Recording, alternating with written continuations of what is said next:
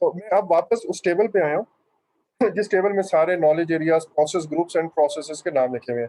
तो ये बहुत छोटा है, तो मैं ना इसको दो में मैंने ब्रेक किया है इतना रख के, तो मैं उसको थोड़ा जूम करके आपको दिखाता हूँ। ओके जी, सॉरी, ये अब आप देखें, ये है मेरे पास इंटीग्रेशन वाला जो नॉलेज एरिया, और मैंने कहा था कि इंटीग्रेशन बेसिकली नीचे वाले तमाम जो भी काम हो रहे होते हैं उसको ऊपर प्रोजेक्ट मैनेजर इंटीग्रेट करता है। तो इंटीग्रेशन के अंदर हमने बनाना है प्रोजेक्ट मैनेजमेंट प्लान। ये एक इंटीग्रेटेड प्लान होगा जिसको सब फॉलो करेंगे, लेकिन इसका एक हिस्सा होगा, ये आप देखें, एक प्रोसेस है जिसको हम कहते हैं प्लान स्कोप मैनेजमेंट। कि आप स्कोप मैनेजमेंट को प्लान करते हो, प्लान द स्कोप मैनेजमेंट, ठीक है। और इसका जो आउटपुट निकलेगा यहाँ पे, वो निकलेगा स्कोप मैनेजमेंट प्लान। इसी तरह आप स्केड्यूल में आए तो यहाँ पे है प्लान द स्केड्यूल मैनेजमेंट, कि आप प्लान करें स्केड्यूल मैनेजमेंट को, और इसका जो आउटपुट निकलेगा वो क्या होगा, स्केड्यूल मैनेजमेंट का प्लान बन जाएगा। इसी तरह कॉस्ट मैनेजमेंट प्लान है, एंड द कॉस्ट मैनेजमेंट से हमें कॉस्ट मैनेजमेंट प्लान निकलेगा एक। एंड उसके बाद आगे आए तो आगे हमारे पास, सॉरी, क्वालिटी के अंदर भी एक plan the quality management plan, तो इसका आउटपुट है quality management plan, then resources can so on. और ये जो मैंने अभी सारे बताए, कम्युनिकेशन का एक बना, रिस्क का एक बना, वगैरह वगैरह। इन प्लान्स के अंदर होता क्या है, इन प्लान्स के अंदर दो तीन चीजें होती हैं। पहली बात, मैं ये कहता हूं कि हाउ टू प्लान। इस प्लान के अंदर आप ये भी लिखते हो कि how you are going to plan. Okay, sorry, मैं पिछली स्क्रीन पे जाता हूँ और उससे आपको ये पॉइंट समझ आएगा। यहाँ पे मैं इस प्लान के अंदर, लेट्स से ये कॉस्ट मैनेजमेंट प्लान है, या ये चल कॉस्ट मैनेजमेंट प्लान कर देते हैं। लेट्स से ये मेरा कॉस्ट मैनेजमेंट प्लान है, तो इस पे मैं लिखूंगा हाउ टू प्लान। पहली बात, हाउ टू प्लान से क्या मुराद है कि प्लानिंग प्रोसेस ग्रुप के अंदर मैंने कॉस्ट से रिलेटेड जो जो काम करने हैं वो मैं कैसे करूंगा, हाउ टू प्लान। मसलन अगर मुझे एस्टिमेट्स लगाने हैं, तो एस्टिमेट्स मैंने कितनी एक्यूरेसी के लगाने, और क्या मैंने वो साथ में लेट्स से यूं लिखना है कि 10,25,000, 10,25,120 रुपीज, ये पूरा लिखना है या राउंड ऑफ कर देना है इसको, 10 लाख कर दूंगा इसको, या 11 कर दूंगा, या 10.25 कर दूंगा, किस हद तक मुझे राउंड ऑफ करना है, इसकी एक्यूरेसी कितनी होगी, एस्टिमेट्स। क्या मैं कहूंगा कि यार ये इतने में बजट हो जाएगा, या मैं कहता हूँ कि नहीं भाई, ये एस्टिमेट तो है लेकिन इसकी एक्यूरेसी है +-10%, या +-20, तो कितनी एक्यूरेसी दरकार है, ये भी मैं यहाँ पे बताऊंगा। एस्टिमेशन की कौन सी टेक्निक लगाएंगे, मे बी भाई एस्टिमेट मैं आज कर रहा हूँ और उसमें कोई फॉरेन करेंसी इन्वॉल्व है, तो आप एक्सचेंज रेट कौन सा लगाएंगे। अच्छा, यूनिट क्या होगी, डॉलर्स में आप करोगे, एस्टिमेट्स करोगे, या रुपीज में करोगे, या लेबर आवर्स में करोगे। लाइक मैं कहता हूँ कि पर person 10, sorry sorry 1,000 rupees per 8 hours, या पर डे लगाऊंगा, क्या लगाऊंगा। तो बेसिकली मैं अपने प्लान के अंदर कर ये रहा हूँ कि मैं ये लिखना चाहूंगा कि हाउ टू प्लान। ये जो हाउ टू प्लान है, इसमें मैं कह ये रहा हूँ कि प्लानिंग करने के लिए मैंने जो जो भी प्लानिंग के काम करने हैं, जैसे एस्टिमेट करना है कॉस्ट को, बजट में कैसे डिटरमाइन करूंगा, बजट की डिटेल्स में क्या कुछ होगा, वगैरह वगैरह। तो मैं गाइडलाइन एक दूंगा, इंस्ट्रक्शंस दूंगा कि भाई ये चीजें होंगी, मेरी यूनिट ऑफ मेजर ये होगी, मैंने डॉलर्स में करना है, मेरा एक्सचेंज रेट ये होगा, और अगर ये इन्फ्लेशन हो जाती है तो मैं कैसे हैंडल करूंगा, प्राइसेस का मैं किस एक्यूरेसी से एस्टिमेट लगाऊंगा, एस्टिमेट करने किसने हैं, बजट बनाना, रोल्स एंड रिस्पॉन्सिबिलिटीज क्या क्या होंगी, वगैरह वगैरह। तो मैंने अपनी पूरे प्लान, जो कॉस्ट का मैनेजमेंट प्लान है, उसका पहला हिस्सा जो बनेगा वो ये होगा, हाउ टू प्लान। जब मैं ये हाउ टू प्लान लिख लूंगा, उसके बाद फिर मैं कहूंगा कि अच्छा भाई अब हाउ टू एग्जीक्यूट है। जो कॉस्ट मैंने लगानी है वो कॉस्ट मैं किस तरह उनका रिकॉर्ड रखूंगा, जो अकाउंटिंग के प्रोसीजर हैं वो क्या होंगे, इनवॉइसेस कैसे संभालूंगा वगैरह वगैरह। फिर अपनी कॉस्ट को मैं कंट्रोल कैसे करूंगा। सो मेरा प्लान असल में वो सब कुछ बताता है जो उस प्लान बनने के बाद जो कुछ उस हमने करना है उसकी एक एक डिटेल बता देता है। सो इसी तरह स्केजुअल का जो प्लान बनेगा वो स्केजुअल का प्लानिंग के अंदर हाउ टू प्लान है, हाउ टू एग्जीक्यूट है, हाउ टू कंट्रोल है। आगे चले क्वालिटी के अंदर। क्वालिटी के अंदर अगर आप देखते हैं तो क्वालिटी के अंदर बेसिकली सॉरी यहाँ पे क्वालिटी के अंदर प्लानिंग का और कोई प्रोसेस ही नहीं है। तो यहाँ पे ऑब्वियसली हाउ टू प्लान, जब आप ये मैनेजमेंट प्लान बना रहे होगे क्वालिटी मैनेजमेंट प्लान, उसी वक्त जो काम आपने हाउ टू प्लान वाले हैं वो खुद ही कर रहे होगे। उसके बाद वो बताएगा कि how to manage quality and then how to control quality. इसी तरह रिसोर्सेज के अंदर ये जो रिसोर्स मैनेजमेंट प्लान है वो बताएगा कि आपने रिसोर्सेज को एस्टिमेट कैसे करना है, means how to plan, how to execute, how to control. Is this point clear? मैं बहुत आहिस्ता चल रहा हूँ लेकिन ये इंपॉर्टेंट है। आपको बात क्लियर होगी जो मैंने बोली? हाँ जी। अच्छा, तो प्लान जो भी इंडिविजुअल प्लान्स बनेंगे, इंडिविजुअल प्लान से मुराद हर नॉलेज एरिया का जो प्लान बनेगा, ये स्कोप का है, स्केड्यूल का, उसके अंदर 3-4 पार्ट्स होंगे, जिसमें पहला पार्ट होगा हाउ टू प्लान का, दूसरा पार्ट होगा हाउ टू एग्जीक्यूट का, तीसरा पार्ट होगा how to monitor and control का, और अगर क्लोजिंग भी है तो हाउ टू क्लोज का। जब ये सारे प्लान्स बन जाते हैं तो फिर वो कंबाइंड होकर प्रोजेक्ट मैनेजमेंट प्लान बना देते हैं। प्रोजेक्ट मैनेजमेंट प्लान के अंदर क्या कुछ होता है? एक तो मैंने आपको कहा कि 10 टोटल नॉलेज एरिया है। एक नॉलेज एरिया तो ये वाला हो गया, तो नीचे जो 9 नॉलेज एरियाज हैं उन सब के प्लान्स होंगे, प्लस चेंज मैनेजमेंट प्लान होगा, प्लस कॉन्फ़िगरेशन मैनेजमेंट प्लान होगा, प्लस रिक्वायरमेंट मैनेजमेंट प्लान होगा जो कि स्कोप के साथ ही आता है यहाँ पे। ठीक है, रिक्वायरमेंट मैनेजमेंट प्लान होगा, और मैंने आपको कहा क्वालिटी के अंदर ही एक प्रोसेस इंप्रूवमेंट प्लान भी होता है। तो ये 9 प्लान्स ये हो गए, प्लस 3 प्लान्स ये हो गए, change management plan, configuration management plan and requirement management plan. ये टोटल 12 प्लान्स मिलके प्रोजेक्ट मैनेजमेंट प्लान बनाते हैं। लेकिन इसके अलावा कुछ चीजें और भी होती हैं। वो चीजें क्या है? पहला तो हम कहते हैं जी कि 3 बेस लाइंस होती हैं। बेस लाइन से क्या मुराद है? बेस लाइंस आपका वो रेफरेंस है जिसके अगेंस्ट हम अपनी परफॉर्मेंस मेजर करते हैं। और वो 3 बेस लाइंस हैं, एक है स्कोप की बेस लाइन, एक है स्केजुअल की बेस लाइन, और एक है कॉस्ट की बेस लाइन। कॉस्ट, ठीक है, आयरन ट्रायंगल। बिल्कुल, आयरन ट्रायंगल। ये जो 3 बेस लाइंस हैं, ये 3 बेस लाइंस मिलके हमारी एक परफॉर्मेंस मेजरमेंट बेस लाइन बनाती है। परफॉर्मेंस मेजरमेंट बेस लाइन होती है। ये क्या है, डिटेल में आप बहुत कुछ पढ़ेंगे इसके बारे में, लेकिन ये बेस लाइन बेसिकली मुझे ये बताएगी कि मेरा काम कितना हुआ है, कितना होना चाहिए था, मैं कितना आगे हूँ, कितना पीछे रह गया हूँ, मेरी कॉस्ट एक्चुअल में कितनी होनी चाहिए थी, अभी कितनी हो गई है, मैं ओवर बजट जा रहा हूँ, मैं अंडर बजट जा रहा हूँ, वगैरह वगैरह। तो ये 3 base lines plus all the 12 plans, ये कंबाइंड होके फिर 2 चीजें और होती हैं। वो 2 चीजें क्या, मैं थोड़ी देर में बताता हूँ। लेकिन ये 12 बेसलाइंस प्लस, सॉरी, 12 प्लान्स प्लस 3 बेसलाइंस और वो 2 चीजें, ये मिल के डेवलपमेंट जो आपका प्रोजेक्ट मैनेजमेंट प्लान है वो बनता है। इसके बारे में कोई डाउट्स? अच्छा, अब हमने ये कहा कि भाई ये प्लान्स तो हैं, दैट्स फाइन, बट हम ये प्रोसेसेस तो नहीं पढ़ रहे, हम तो ये कह रहे हैं कि इसको एग्जीक्यूट कैसे करना है। हम तो वो स्टेप्स एंड प्रोसीजर्स पढ़ना चाह रहे हैं ना। तो वो स्टेप्स एंड प्रोसीजर्स अब हम उस टर्म में देखेंगे जिस टर्म में आपसे मैं बात कर रहा था कि पीएमपी एग्जाम में पूछे जाते हैं, जिस जिस वे में आपसे पूछे जाते हैं, एंड उनको एक सीक्वेंस में हमें पता होना चाहिए कि लॉजिकल फ्लो क्या है।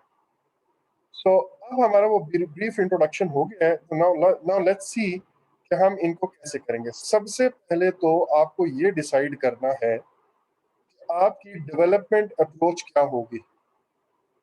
डेवलपमेंट अप्रोच से मुराद हमने एजाइल करनी है अप्रोच या हमने वाटरफॉल करनी है। ये हमने कल बड़ी डिटेल में पढ़ा था। ये क्यों पता होना जरूरी है? ये इसलिए पता होना जरूरी है कि नीचे जितने भी प्लान्स बनने हैं वो डिपेंड करेंगे कि हमारी डेवलपमेंट अप्रोच क्या है। अगर तो मैंने प्लान ड्रिवन अप्रोच या वाटरफॉल अप्रोच करनी है तो फिर ऑब्वियसली मुझे पूरे का पूरा प्लान, पूरे प्रोजेक्ट का प्लान बनाना पड़ेगा। लेकिन अगर एजाइल करनी है तो जाहिर है मैं आइट्रेशंस में प्लान बना रहा हूँ छोटे छोटे। तो बेसिकली सबसे पहले नीचे जिन लोगों ने प्लान करना है उनको आप ये बताते हो कि भाई हम ये वाली डेवलपमेंट अप्रोच फॉलो करेंगे। ये तो हो गया पहली चीज। दूसरी चीज, लाइफ साइकिल हमारा क्या होगा। डेवलपमेंट लाइफ साइकिल लाइक हमने रिक्वायरमेंट गैदरिंग करनी है एक स्टेप, उसके बाद डिजाइन बनाना है, उसके बाद डेवलपमेंट करनी है, टेस्टिंग करनी है, इंस्टॉलेशन करनी है, वगैरह वगैरह जो भी है। ठीक है। अब ये सॉफ्टवेयर के केस में यूं कर ले और इसी तरह कंस्ट्रक्शन के केस में आप बताते हैं ये करना है वो करना है सो। अच्छा, अब ये आपने लाइफ साइकिल यानी कि प्रोजेक्ट के अंदर क्या क्या स्टेप्स होंगे वो आपने बता दिए। ये दोनों चीजें ऑब्वियसली प्रोजेक्ट मैनेजर पहले बताएगा जो कि इंटीग्रेशन में होगा। इंटीग्रेशन में प्रोजेक्ट मैनेजर ये बताएगा कि भाई हमने ये लाइफ डेवलपमेंट अप्रोच फॉलो करनी है और ये लाइफ साइकिल होगा हमारे प्रोजेक्ट का। और फिर इंडिविजुअल नॉलेज एरिया के जो प्लान्स हैं वो बनना शुरू होंगे इंडिविजुअल नॉलेज एरियाज के। लेकिन मैंने कहा कि हर इंडिविजुअल नॉलेज एरिया का जो प्लान होता है उसके अंदर हाउ टू प्लान भी होता है, हाउ टू एग्जीक्यूट भी होता है, how to monitor and control भी होता है। अभी at this stage how to execute आप नहीं बना सकते। एट दिस स्टेज आप how to monitor and control वो नहीं बता सकते। एट दिस स्टेज आप पहले सिर्फ ये कहोगे कि हाउ टू प्लान, सिर्फ ये। स्कोप के अंदर how to plan the scope,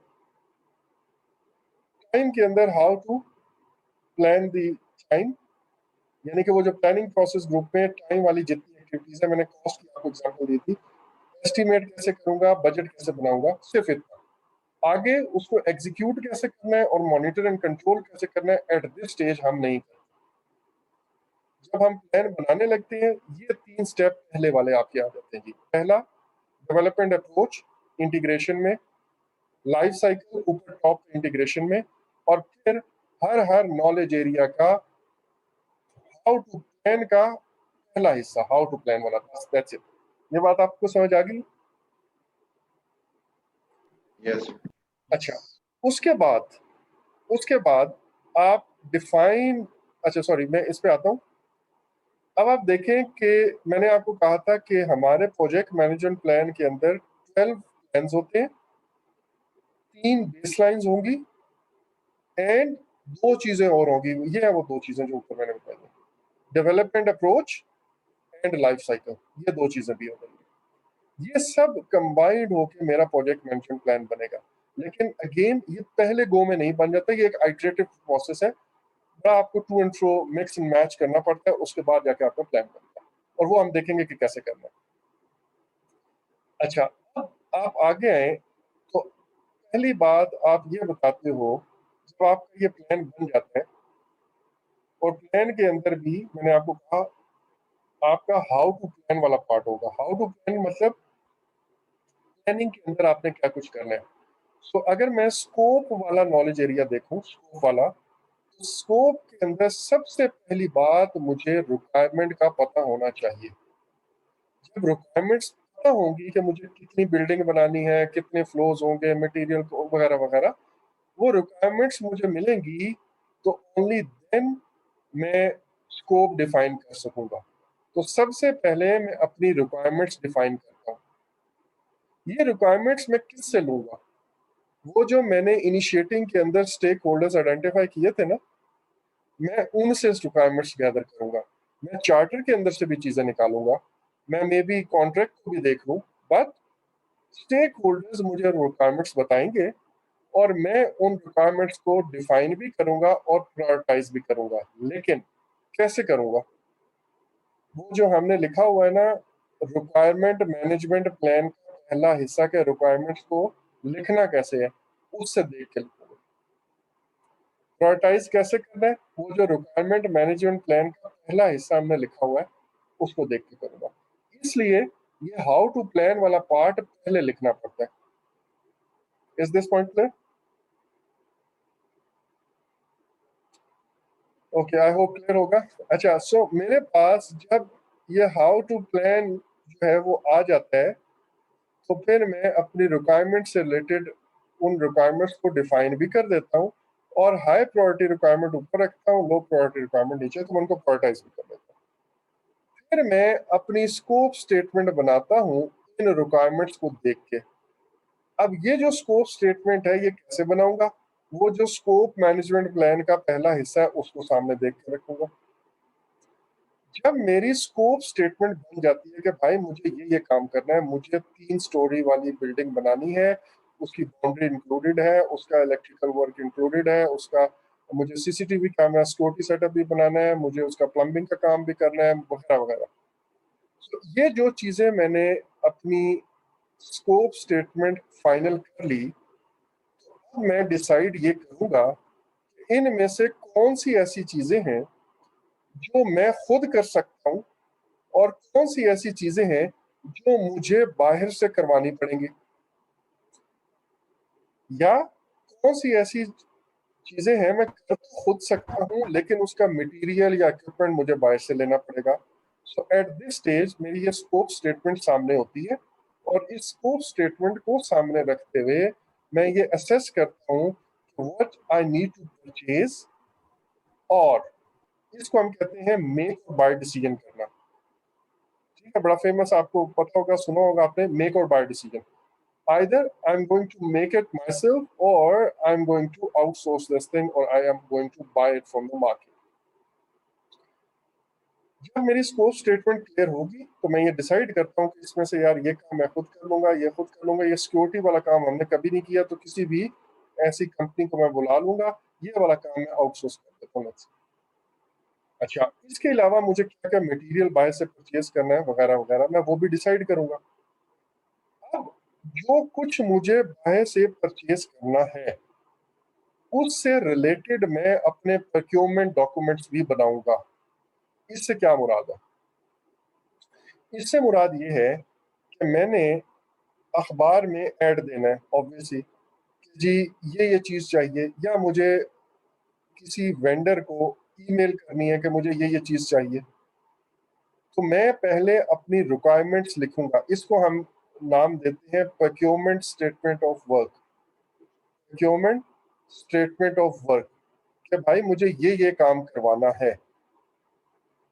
तो प्रोक्योरमेंट स्टेटमेंट ऑफ वर्क में लेट्स से जो अभी मैंने बात की थी, सिक्योरिटी वाला मैंने फिटिंग करवानी है, तो सिक्योरिटी की क्या क्या फिटिंग करवानी है, वो मैं उसके बारे में एक स्टेटमेंट ऑफ वर्क लिखूंगा। फिर मुझे मटेरियल चाहिए, तो कौन सा मटेरियल चाहिए, कितनी क्वांटिटी में चाहिए, जिसको आप बिल ऑफ क्वांटिटीज, BOQ के नाम से मार्केट में लाजमी जानते होंगे आप लोग, प्रैक्टिकली जॉब कर रहे हैं तो BOQ के नाम से आती है। या फिर आपने एक और नाम सुना होगा, रिक्वेस्ट फॉर प्रपोजल, या आपने एक नाम सुना होगा, रिक्वेस्ट फॉर बिड। ये सारी चीजें हम पढ़ेंगे, प्रोक्योरमेंट जब हम करेंगे उसका पढ़ेंगे। लेकिन बेसिकली ये वो तमाम चीजें हैं जो आप अखबार में, वेबसाइट पे पब्लिश करते हो कि हमने ये काम करवाना है, तो काइंडली हमें कोटेशंस जमा करवाएं, हमें अपनी बिड्स या टेंडर्स वो जमा करवाएं, और फिर हम उसमें से जो बेस्ट सूटेड है, कम प्राइस वाला, अच्छी क्वालिटी वाला, उसको सेलेक्ट कर लेते हैं। लेकिन ऑब्वियसली ये काम तो तब होगा जब प्रोजेक्ट एग्जीक्यूशन में जाएगा, अभी नहीं। अभी तो हम अखबार में जो ऐड देना है, जो प्रोक्योरमेंट स्टेटमेंट ऑफ वर्क है, जो काम करवाना है, सिलेक्शन क्राइटेरिया आपका क्या होगा। मसलन 4-5 लोग आ जाते हैं, एक की कीमतें ज्यादा है लेकिन क्वालिटी बहुत अच्छी है, सोल्यूशन बहुत अच्छा दे रहा है, एक की कीमत कम है, सोल्यूशन सॉरी बहुत ही बुरा है, वगैरह वगैरह। अच्छा, एक है वो सोल्यूशन भी ठीक कह रहा है और क्वालिटी भी अच्छी दे रहा है, लेकिन वो बिल्कुल बिगिनर है, बिगिनर लेवल की ऑर्गेनाइजेशन है, तो can be rely on him और हर। और एक बहुत पुरानी ऑर्गेनाइजेशन है, वो ट्रस्टेबल है, ट्रस्टवर्दी है, लेकिन वो रेट ज्यादा ले रहा है। तो आपका कोई सिलेक्शन का क्राइटेरिया होगा, कोई वेटेज, जैसे अभी हमने वो प्रोजेक्ट सेलेक्ट किया था, तो वो सिलेक्शन क्राइटेरिया क्या होगा, वगैरह वगैरह। सो और भी बहुत कुछ होता है प्रोक्योरमेंट स्टेटमेंट, सॉरी, डॉक्यूमेंट्स के अंदर। लेकिन राइट नाउ एक आइडिया देने के लिए, हमने जो जो चीज बाहर से परचेज करनी है, उसका प्रोक्योरमेंट स्टेटमेंट ऑफ वर्क वो हम बनाना शुरू कर देते हैं। तो मे बी जब प्लानिंग हो रही हो, तो स्कोप स्टेटमेंट जब बन जाती है, तो वहां पे हम डिसाइड करते हैं कि क्या चीजें बाहर से बनानी है, और प्रोक्योरमेंट डिपार्टमेंट को हम भेज देते हैं कि भाई ये काम करने हैं, तो उसके लिए इस पे काम शुरू करें आप, ताकि हम अपना प्लान फाइनल कर सकें। दूसरी चीज, जो जो चीजें हमने खुद बनानी है, उनका मैं क्या करूंगा। लेट्स से बाकी सारे काम हमने खुद करने हैं, प्लम्बिंग के काम हमने खुद करने हैं, इलेक्ट्रिकल के काम हमने खुद करने हैं, सिविल वर्क के खुद करने हैं, और मैं ऐसे प्रोजेक्ट मैनेजमेंट का एक्सपर्ट हूँ। तो मुझे कौन बताएगा प्लम्बिंग की काम कैसे होगी, इलेक्ट्रिकल का काम कैसे होगा, और ये जो सिविल वर्क है वो कैसे होगा। ना तो मेरे से एस्टिमेट खुद लग सकते हैं, ना मुझे इनकी कॉस्ट का खुद अंदाजा है। तो ऑब्वियसली मेरे नीचे मुझे असिस्ट करने के लिए कोई प्लानिंग टीम आएगी, और अभी तक टीम आई नहीं है हमारे पास। अगर आप देखें तो हमने टीम को हायर नहीं किया किसी भी स्टेज पे। हमने चार्टर बनाया, उस चार्टर के अंदर मैंने ये जरूर कहा कि कुछ की स्टेक होल्डर्स वहां पे नॉमिनेट हो जाएंगे, और ये जो इनिशियल काम है वो की स्टेक होल्डर्स मिलकर कर रहे हैं यहाँ तक। वो की स्टेक होल्डर जब मिलकर करते हैं, तो उसके बाद अब हमें एक प्लानिंग टीम अपनी फाइनल करनी है। अब मैं क्या करूंगा, एक इलेक्ट्रिकल का एक्सपर्ट इलेक्ट्रिकल डिपार्टमेंट से, इंजीनियरिंग डिपार्टमेंट से ले लूंगा, एक प्लम्बिंग का ले लूंगा, एक सिविल वाला ले लूंगा, एंड सो ऑन। उन एक्सपर्ट्स को मैं बुलाऊंगा, और वो एक्सपर्ट्स या रिस्पेक्टिव फील्ड के लोग वो मेरे साथ प्लानिंग का काम शुरू करेंगे। प्लानिंग का काम करने के लिए पहली जो चीज करते हैं हम, वो हम करते हैं WBS बनाना। WBS क्या बुलाए? WBS हम कहते हैं वर्क ब्रेकडाउन स्ट्रक्चर को। अब ये वर्क ब्रेकडाउन स्ट्रक्चर क्या है, मैं अभी अपनी स्क्रीन जो है वो खुद ब्लैंक कर दूंगा, तो आपने इससे परेशान नहीं होना चाहिए। अच्छा, WBS क्या है कि मेरा एक प्रोजेक्ट है, लेट्स से ये मेरा प्रोजेक्ट है घर बनाने का। मैं क्या करता हूँ, इस प्रोजेक्ट को ब्रेक डाउन करता हूँ इनटू स्मॉलर पीसेस, ताकि मैं जरा नीचे वाले लेवल पे आके एस्टिमेट कर सकूं, ताकि मैं नीचे वाले लेवल पे आके इनको मॉनिटर एंड कंट्रोल कर सकूं। पूरे घर का एस्टिमेट लेना, बिल्डिंग का एस्टिमेट लेना, उस वो इतना एक्यूरेट नहीं होगा। तो मैं इसको यूं डिवाइड करता हूँ, सिविल वर्क होगा, ये लीगल वर्क हो गया, पेपर वर्क, ये सिविल वर्क हो गया, ये प्लम्बिंग का हो गया, इलेक्ट्रिकल का हो गया, सिक्योरिटी वगैरह वगैरह।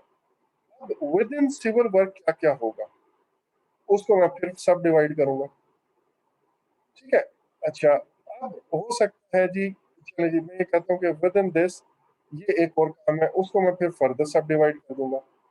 इसको हम कहते हैं WBS या वर्क ब्रेकडाउन स्ट्रक्चर बनाना।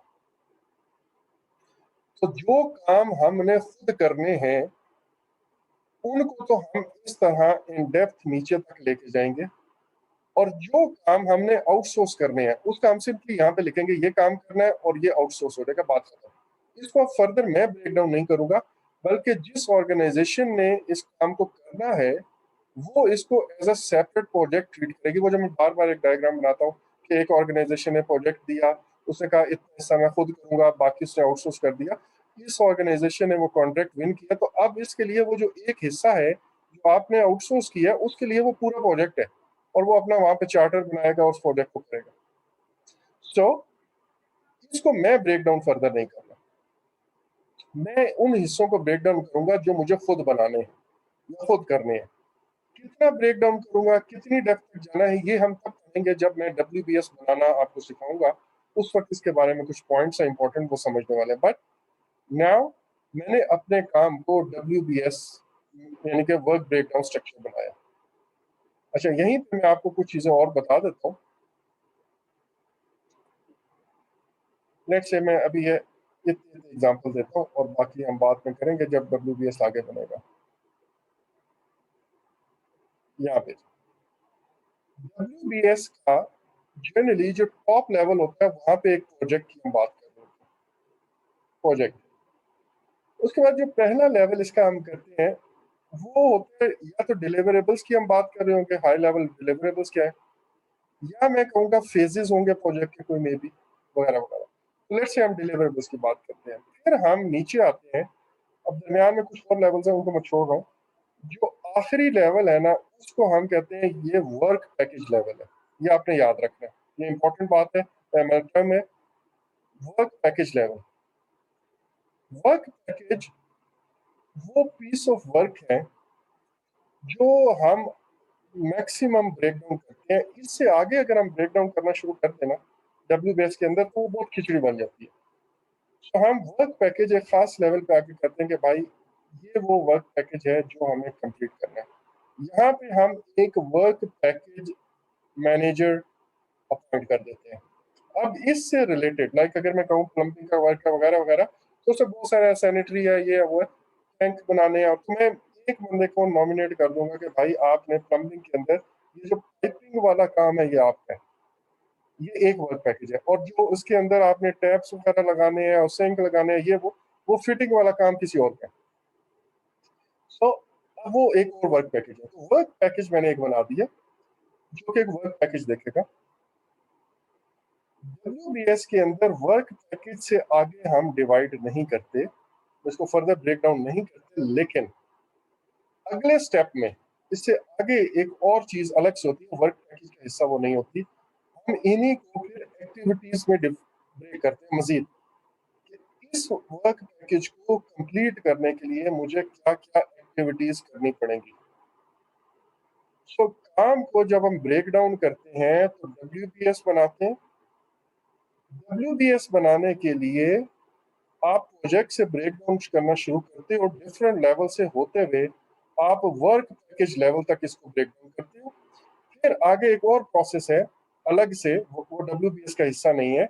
उसमें हम हर वर्क पैकेज को कंप्लीट करने के लिए जो एक्टिविटीज करना पड़ती हैं वो हम कर लेते हैं। इसी तरह इस वर्क पैकेज को करने के लिए जो एक्टिविटीज करनी है मैं यहाँ लिख लेता हूँ एंड सो ऑन। लेकिन ये वर्क पैकेज का हिस्सा नहीं है, ये याद रखिएगा।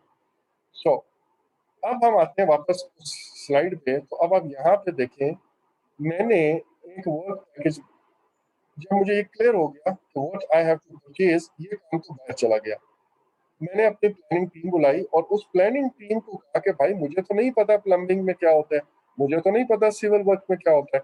तो उस प्लानिंग टीम ने अपने अपने रिस्पेक्टिव जो मैंने बड़े बड़े डिलीवरेबल्स बनाए थे ऊपर टॉप पे, उनको फर्दर ब्रेक डाउन शुरू कर दिया अपने अपने डिपार्टमेंट से। लेट्स से मुझे वेबसाइट भी इसमें चाहिए इसी प्रोजेक्ट में।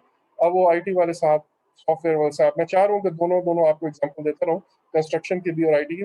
लेट्स से उसने साथ में एक काम करना शुरू कर दिया, ठीक है, उसने अपना ब्रेक डाउन किया। So project manager overall project को देखता है, लेकिन ये प्लानिंग टीम उसको असिस्ट करती है इस काम में। एक टर्म यहाँ पे और लिखी हुई है W B S dictionary. W B S dictionary basically क्या है? हमारा जो भी डब्ल्यू बी एस के डिफरेंट पार्ट्स बनते हैं, उन पार्ट्स की एक्सप्लेनेशन, इसको हम डिटेल में अगेन जब हम बारी बारी सारे प्रोसेसेस पढ़ेंगे तो वहां पे मैं आपको बताऊंगा कि डब्ल्यू बी एस डिक्शनरी में क्या क्या होता है। लेकिन लेट्स से मैंने कहा प्लम्बिंग के अंदर एक वर्क लिखा, मैंने पाइपिंग का नाम लिख दिया। अब पाइपिंग से क्या मुराद है? इसकी जो डिटेल है ना, मैंने एक एक्टिविटी लिखी, आप लेट्स से ये प्रोजेक्ट 1 है और इसको मैंने कहा 1.1, इसको मैंने कहा 1.2 एंड सो ऑन, और ये 1.2 पॉइंट समथिंग है वो जो हम ब्रेक डाउन करते हैं इसका। और यहाँ पे अब पाइपिंग लिखा हुआ है। पाइपिंग का मतलब क्या है, पाइपिंग से क्या मुराद है, वो मैं लिखूंगा डब्ल्यू बी एस डिक्शनरी। फिलहाल आप डब्ल्यू बी एस डिक्शनरी का ये एक सिंपल सा मफहूम समझ लें, लेकिन इससे आगे भी और बहुत कुछ होता है।